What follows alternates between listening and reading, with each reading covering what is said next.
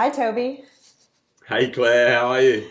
Very good. Thanks so much for being here. Very happy to see your face again. I did not hit record the first time, so we're doing this again.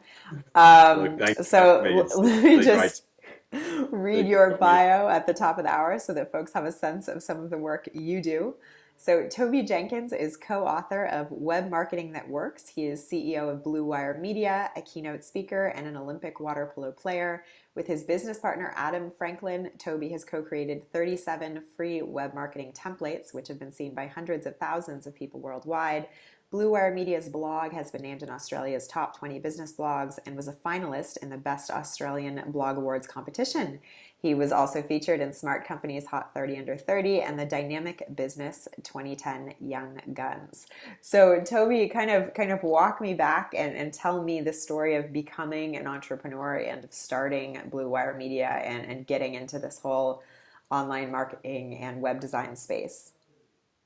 Yeah, look, I mean, back in the very beginning of Blue Wire, we sort of Adam and I sat down. Both of us were interested in business, and both of us had job opportunities.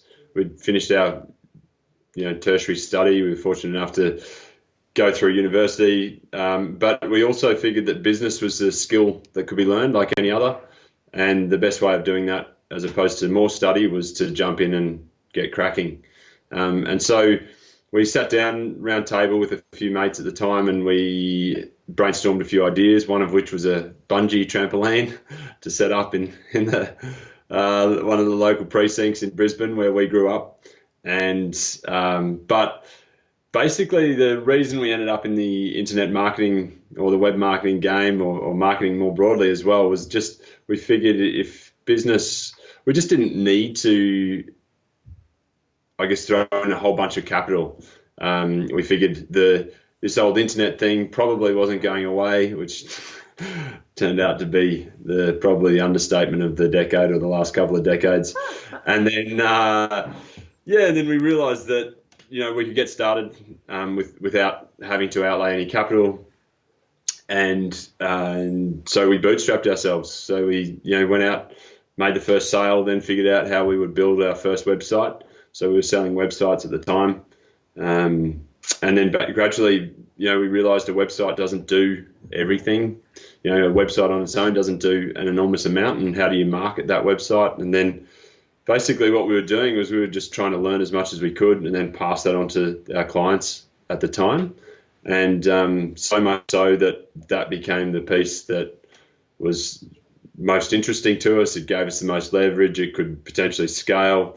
Was the marketing education. So we evolved from really a web design agency to a web design agency and consulting and marketing strategy and all that kind of stuff. And then the next step, most logical step around where we were most passionate about, and was the education piece. So online marketing, courses. So we still do consulting and coaching as well.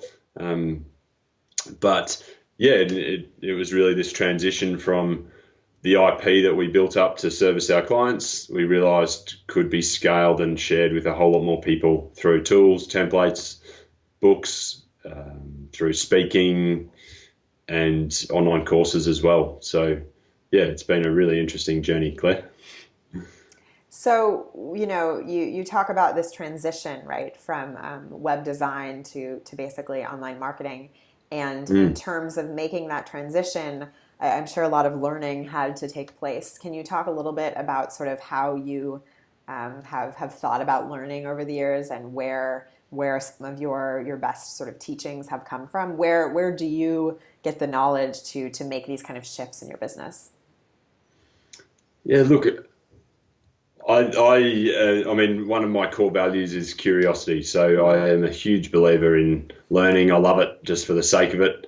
And I guess particularly in the early days, there just wasn't necessarily a lot around, and certainly university wasn't catering to digital marketing in any sense whatsoever. And so what we were doing, we were reading books, the David Miman Scott, Seth Godin, all of these guys who were marketing thought leaders, and Chris Brogan, all sorts of people. We would reach out to them. We've built relationships with those people as well. And I mean, I guess over time, it was a matter of attending as many courses and reading as many books and blogs and all that sort of stuff as we could. And what we really tried to make a point of, I guess, was we would learn something and then try to put it into practice in our business as quickly as possible, even if that was flawed. And since then, I guess I realized that the learning process is as much about learning the idea, I guess, but then also how do you put it into action? And you learn so much in terms of trying to implement it, whether it was for us or for our clients.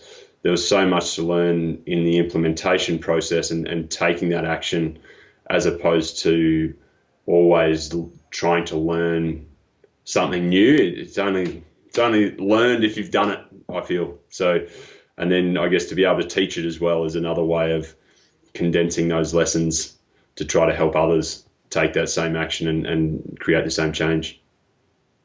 Right. Seeing if you can teach it is one of the best ways to see if you actually learned it, I guess.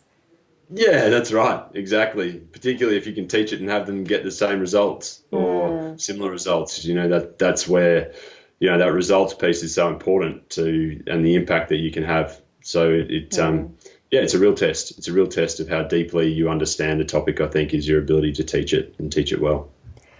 So talk to me a little bit about what it has meant for you to basically have, clients and be teaching other people, and yet also wanting them to sort of be able to stand on their own at the same time, right? So helping others succeed without making them kind of dependent on you. How do you think about that?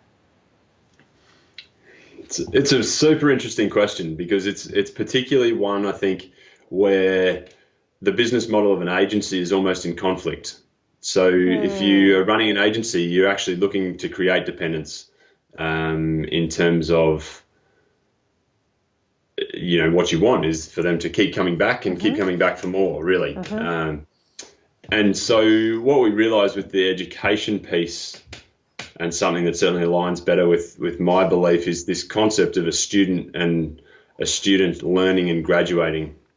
So I love the concept of graduation from any kind of education, where, there's a lifetime, or there's a lifetime, or a life cycle perhaps rather than a life cycle of you have a student, there's initial sort of learning curve, and then that sort of tapers off almost in any environment where ultimately they have to stand on their own 2 feet and go and do it. And that student then graduates, and it changes the relationship from being one of a real sort of codependence, where both parties must be enmeshed, to, hey, look, I want you to stand on your own 2 feet, as you say, and I would love you to make the graduation, so you don't need me, and I look forward to calling you alumni, and you might check back in with me, right? As I have done with teachers at high school and that sort of thing, and business mentors and what have you. But there's this sort of learning curve where you can condense so much of what you've learned and the lessons into a small chunk of time, basically, and then share those over time. But that majority of the learning takes place immediately, and then it's a touch-in or an optimization process rather than a dependency process. I love that. Yeah, it's so interesting, kind of that push and pull between the necessity to have kind of coaches and mentors and guides consistently, but also having to kind of learn to stand on your own, and sort of balancing those two at the same time.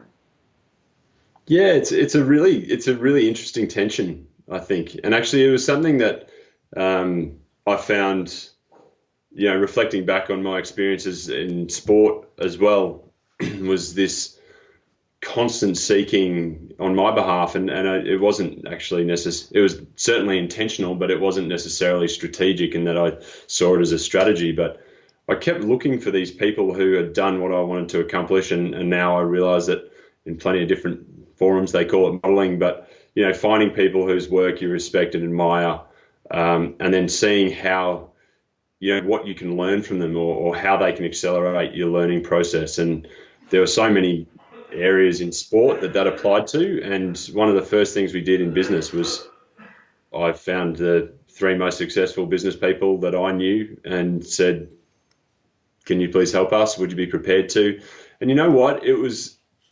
That as well has been a really interesting process, because these people, really top of their game, partners of accounting firms, big property developers, and not related to web per se, although we found others subsequently. And then one woman who was head of one of the big financial institutions in Brisbane as well. And these people gave their time willingly, and I think in hindsight, the reason they did that the first time was the relationship. The reason they did that multiple times was because they saw how quickly we took what they gave us and put it into action.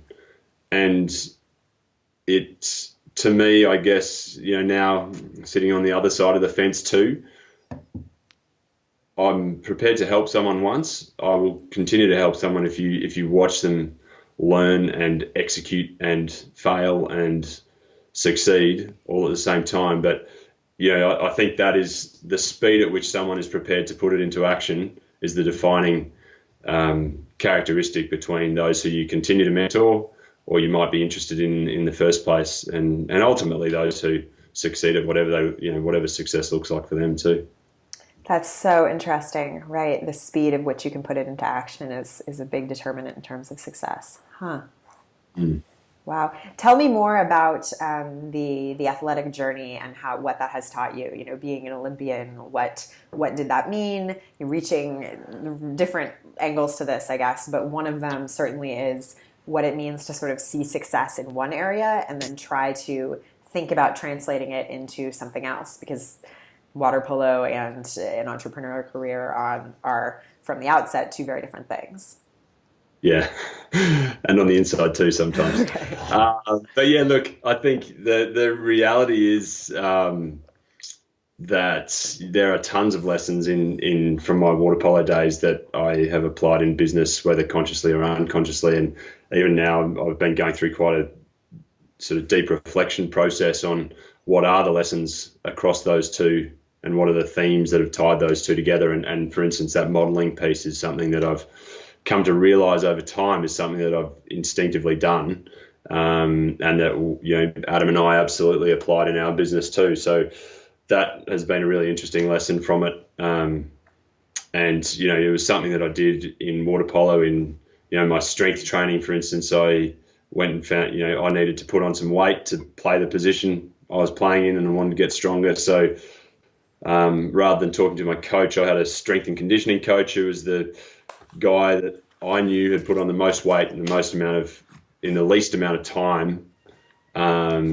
through his training. And I was like, well, Chris, help me. And in swimming, another discipline, rather than talking to my water polo coach, I went and found one of the swimming coaches locally who, again, had Olympic gold medalists in his swimming class, in his swimming squads. And then, then there's sort of game preparation and nerves. And I think one of the things I've come to realize too is that, and again, reflecting on the Olympic experience, is that the work is actually never done. And I didn't actually realize it until probably last year or the year before. I did an induction day for a hockey squad, actually, where I sort of reflected on my Olympic journey. And one of the lessons I said to them was, oh, look, if I had been talking to my 16-year-old self and I was sitting in the audience here, I would say, make sure you focus on the head game, on the internal game, the psychology and what you do around that, because I don't think I paid enough attention to it. I was so focused on the externals, the strength, the swimming, all that sort of stuff, gameplay, and I think a real focus on psychology would have helped a lot. And then, but so I sort of wrapped up my presentation, and in the room, the hockey coach was actually an Olympic gold medalist. And afterwards, he said to the group, oh, look, you know what, guys, I would give myself that exact same advice, actually, because I don't think I did enough of that. And it just struck me that an Olympic gold medalist, someone who had actually accomplished what I had dreamed of accomplishing, still felt that there was more work to be done, and that he hadn't. And I guess I had this image in my head that an Olympic gold medalist must have had the perfect preparation, and that they must have got it. They must have had the perfect balance of getting everything right. But in actual, that's just absolutely not true. And it was really reassuring in a way that someone of that caliber, who I really admired and respected as a great person as well as an incredible athlete, would then say, "Oh yeah, I feel the same way." And I've subsequently asked other Olympic gold medalists, and all of them have holes in their preparation that they would fix. And I think it's really easy to get sidetracked by the fact that someone's attained some sort of success and assume that they absolutely had everything perfect or the perfect environment or what have you, and it's just simply not true. That's so interesting, right? This idea that, right, when we look at it from the outside, we think that someone who has attained success had all the pieces lined up perfectly along the way, or couldn't have done it better or more efficiently. Yeah, that's right. And it's not the case. They happen to be, and I guess the reality is they just happen to be better than the silver medalists, right? In that, on that given day, they just happen to pull the bits together. But I think there's some comfort in that, as well as, I guess, despair. It's kind of both. You got the comfort that no one has their ducks in a row perfectly, and the despair that perhaps you'll never ever have your ducks in a row perfectly either. So some tension there too. So these days, what do you think kind of success is to you? What does that mean? Look, to me, my definition has changed quite a bit over the years. Being an Olympian was my definition of success, and I put everything aside for it up until the point at which I achieved it, and then felt real satisfaction for probably a week, and then started to wonder what on earth I was doing, what else I needed to do. But it's been funny, actually. My satisfaction curve has gone from, oh my gosh, really high straight after the Olympics to feeling really content with what I'd accomplished, to quite low, and then actually more recently sort of back to a satisfaction that, wow, I really did. I was really fortunate in a lot of ways that a lot of things came together that meant I was able to accomplish that, but also I put in a lot of work. But there's still that element of luck and fortune in terms of how things played out. And so I feel a lot more content around that now than I did even perhaps 5 years ago. Or even, as I say, a month or two afterwards, I feel a lot more content about it now than I did. So that's been really interesting. So success for me now, I think, is much more around sort of living my values. So I have a core values of love, gratitude, curiosity, mastery, and impact. And across those five, if I can apply those on a day-to-day basis, then I feel real satisfaction and contentment. And some days I get to practice those and feel like I've fulfilled those, and other days I don't. But I figure they're my guiding principles, and it's not something that I attain, but something I keep trying to get back to, trying to course correct and make decisions in accordance with those, and, be a great husband, great father, really, try to be healthy and fit and master whatever it is I'm trying to pursue, and keep learning and be curious and ultimately have an impact on people around me. And that to me is sort of, if I can look back and say, oh yeah, I at least tried to live those every day, then I think I'd be pretty happy. So, Toby, this has been great. Can you tell folks what you're really head down on these days and where people can learn more about your work? Yeah, sure.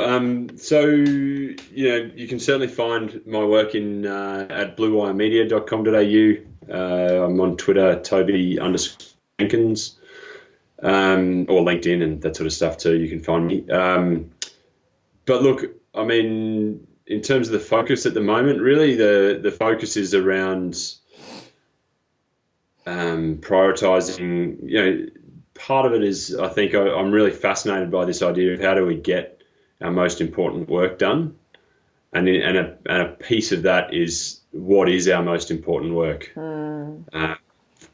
because I think, and that to me is where the reflection of that I've been doing recently around core values and really what kind of life I want to lead and all that sort of stuff means that actually important work, defining what is important to you is actually takes time and effort and energy, but is very important work, I believe. So big believer in that idea. There's a quote by a guy called John Dewey, I think, where we do not learn from experience, but we learn from reflection on experience. And the more I think about it and the more I reflect on that particular quote, the more I believe in that it's not enough to just keep experiencing, but to reflect on it as well. And then, that's how you can learn to prioritize what's really having an impact and what's not. So, it's about, so there are lots of different opportunities arising out of that possible future books and other avenues to explore, and some business coaching and personal coaching and that sort of stuff too, which has been really interesting with a handful of clients. So it's been fun.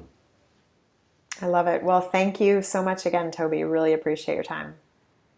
Absolute pleasure, Claire. Thanks for having me. Have a great day.